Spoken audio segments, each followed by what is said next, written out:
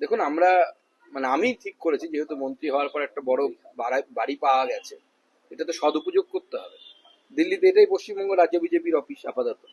তো স্বাভাবিকভাবে এখানে আমরা প্রতি সেশনে একবার, সে চায়েতে হোক বা রুটিতে হোক বা ভাতে হোক বা নাড়ুতে মুরগিতে হোক, একবার না একবার আমরা প্রতি সেশনে বসবো, যাতে আমরা বিভিন্ন অভিজ্ঞতা আমরা নিতে পারি। মূলত এই বৈঠক সমস্ত সাংসদদের সাথে এবং বিরোধী দলনেতা শুভেন্দু দাও এখানে এসেছিলেন, তাদের উপস্থিতিতে আমাদের একটি গেট টুগেদার, যেখানে সবাই নিজের যে ভাবনা, আগামী 26-এ মমতা বন্দ্যোপাধ্যায়কে, তৃণমূল কংগ্রেসকে পরাজিত করার জন্য এবং বাংলাকে এই অত্যাচারী শাসনের হাত থেকে মুক্তি দেওয়ার জন্য, বাংলাকে সোনার বাংলা বানানোর জন্য কি করণীয় সেই বিষয়ে আমরা আলোচনা করেছি।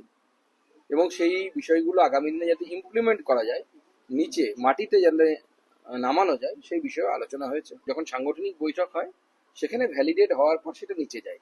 কিছু সাজেশন এসেছে এমপিদের কাছ থেকে, আমাদের মাননীয় মেম্বার অফ পার্লামেন্টের কাছ থেকে, সেগুলো আমরা এর পরবর্তী সময় সাংগঠনিক বৈঠকে আমরা প্লেস করব। এবার আপনি যেভাবে দেখবেন সেটাও মনে করতে পারেন, আবার ফেয়ার হলেও মনে করতে পারেন। তো এবার মানুষের মানসিকতার উপর নির্ভর করে আপনি কিভাবে দেখবেন। আমার কাছে দুটোই সমান। কিছু লোক যারা সংগঠনের বাইরে, যাদেরকে রাখা হয়েছে, ইচ্ছে করে রাখা হয়েছে, তা কারো বিরুদ্ধে বিভিন্ন ধরনের দুর্নীতি বা বিজেপির সাথে যেরকম খাপ খায় না এই ধরনের আচরণের অভিযোগ আছে, তারা কিছু জায়গায় পোস্টার ফেলেছে এই টাইপের। কোথাও খুব বড় কিছু হয়েছে, পার্টি অফিসে কিছু হয়েছে, ঝামেলা হয়েছে, এরকম কিন্তু খবর এখনো পর্যন্ত রাজ্যে নেই।